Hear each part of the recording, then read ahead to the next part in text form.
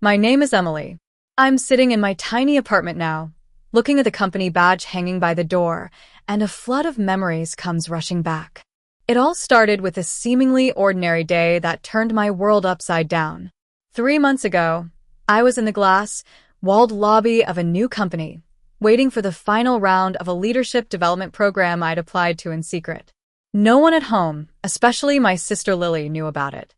I'd passed the tests and the case study, and for the first time, I felt like I truly belonged among these ambitious people. A coordinator told us we were just waiting for the last candidate. Then the door slid open and Lily walked in. She looked perfect, with her immaculate hair, stylish outfit, and unwavering confidence, until she saw me. Her face froze. "What are you doing here?" she hissed. I replied calmly, "Same as you. Final round interview." She leaned closer and whispered, "You know they only have a few spots, right? One of us is going to lose." Months ago, that statement would have shattered me. But now, it just made the battle lines clear. "May the best candidate win," I said. After the interviews, when the director came out with HR and started reading the names of the selected candidates, my heart skipped a beat when I heard my name. "Emily Thompson, welcome aboard. We're excited to have you." I stood up, shook his hand, and over his shoulder, I saw Lily standing there, waiting for her name. It never came. Outside the building, she grabbed my arm and snapped. "This isn't fair. I've been working toward this for years. Mom and Dad always said you'd be the one who'd fail." She swallowed hard and asked, "You're going to tell them I lost this, aren't you?" I looked her in the eye and said quietly, "I'm going to tell them the truth." That evening, when I walked into the living room, my parents were on the couch, the TV murmuring in the background. My dad asked, "You're back. How did it go?" My mom glanced up, clearly expecting another disappointment. I simply said, "They chose me. I got into the program. I'll be moving out in 2 months." Shock hit them like a wave. My mom frowned and asked, "How? When did you even apply? Why didn't you tell us?" I let out a humorless laugh and said, "Last time I told you about a big opportunity, I ended up locked in a closet while you said I'd probably fail anyway." She stiffened and snapped, "That's not what happened. You were spiraling. Lily was just trying to help you calm down." I took out my phone, opened the voice recorder, and hit play. Their voices filled the room. "She's freaking out again. You're doing her a favor. She'd probably fail anyway. Why waste time?" My dad's face went slack and my mom went pale. "You recorded us?" he asked. I replied evenly, "You locked me in. You laughed while I lost something huge to me. I needed to stop questioning my own memory." My mom tried to defend herself, talking about protecting me from disappointment and insisting I could have rescheduled. But her excuses sounded hollow. "You weren't protecting me," I said. "You were protecting your idea of me, the weak, dramatic one, the one who stays second, so she doesn't threaten the golden child." Just then, the front door opened and Lily stepped in, eyes puffy from crying. She froze when she heard the last line of the recording. My mom turned on her and demanded, "Did you really lock your sister in on purpose?" On the day of her interview, Lily's gaze shot to my phone. "Of course you played it," she muttered. "You love making me the villain, don't you?" I said, "You did that yourself. I just pressed record." My parents were still in shock. When they found out Lily hadn't been selected for the same program, it was another blow. My mom whispered, "They picked Emily, not you." Lily bristled and snapped at me, "Are you happy now?" "They're disappointed in me. You got what you wanted." I said softly, "What I wanted was for my own family not to sabotage my life. You stole my first shot. I built myself back up alone. You had every advantage and still lost. That's on you." My dad finally spoke, his voice strained. "We were wrong. We took you for granted. We didn't think it would cost you this much. We thought you'd always be there." My mom's eyes filled with tears as she whispered, "I'm sorry. For the closet, for the words, for all the times we made you feel small." Lily managed to say, "I didn't think you'd actually miss it. I thought you'd freak out. They'd reschedule, and you'd get over it. I didn't expect you to win later." It wasn't enough, but it was something. My dad asked, "So what now?" "You leave and cut us off." I looked around the room at the shrine to Lily's achievements on the wall and all my years of effort stuffed in drawers. I said, "I need space. Maybe one day, if you really change, and this isn't just guilt, we can rebuild something. But I'm done living here on your terms." I turned to Lily and said, "As for you, I don't know if I can forgive you. That depends on what you do next, not what you say tonight." That night, I started packing methodically. Clothes, books, laptop, and the notebook where I'd written, "Dear future me."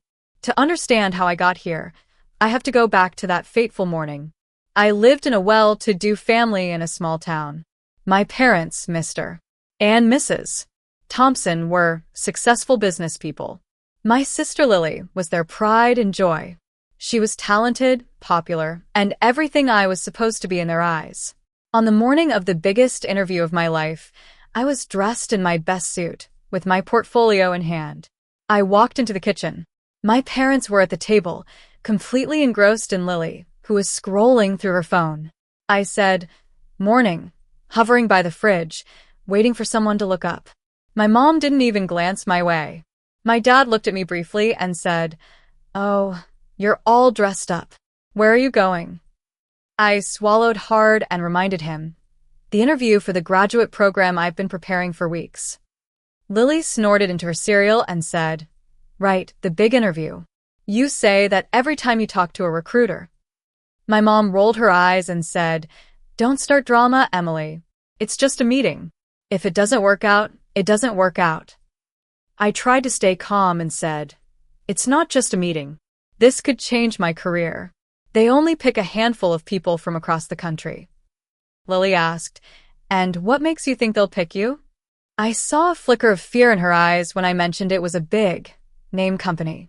My dad chuckled and said, "Come on, don't tease your sister. You know how sensitive she gets." Sensitive was the word I'd heard my whole life.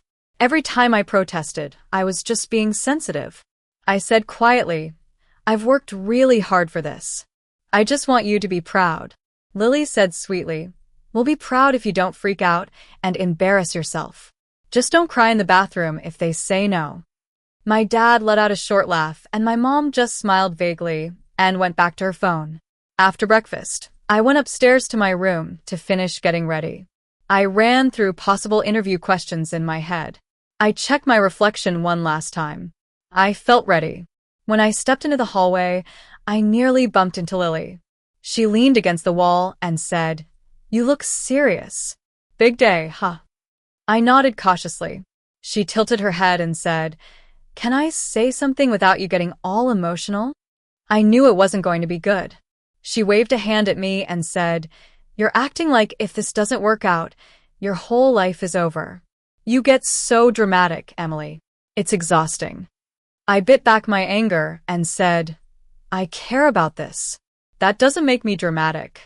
It makes me ambitious." She smiled sharply and said, "Sure, ambitious. Go grab the extra folder from the storage closet at the end of the hallway. The black one. You said you wanted backup copies of your resume, right?" I didn't think twice and walked into the closet. That's when she shoved me hard. I stumbled, and before I could turn around, the door slammed shut, and I heard the click of the lock. I shouted, "What the hell are you doing?" I grabbed the handle, but it was locked from the outside. Lily's laugh floated through the door. "Relax. You're so tense. You'll thank me later when you're not having a panic attack in some office." I pounded on the door and shouted, "Open it. This isn't a joke." Then my mom's voice came. "What's going on?" Lily said, "She's freaking out again. I locked her in here to calm down before she makes herself sick." My mom said, "If she misses it, she misses it. Honestly, she puts too much pressure on herself. You're doing her a favor. If not this one, then another. She'd probably fail anyway if she's this worked up." Their words were like poison. In the dark, I fumbled for my phone and opened the voice recorder app. I recorded their voices, the exact words that had hurt me for years. By the time Lily decided to let me out, it was too late. I missed the interview.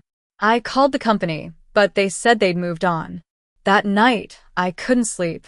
I wrote in my notebook, "Dear future me, if you're reading this, it means you survived the day your own family locked you in a closet and laughed while you lost your biggest opportunities so far." I listed all the times they'd favored Lily over me. The time Lily took credit for my essay in a local contest, and my parents just said, "It doesn't matter. She won. We're all proud."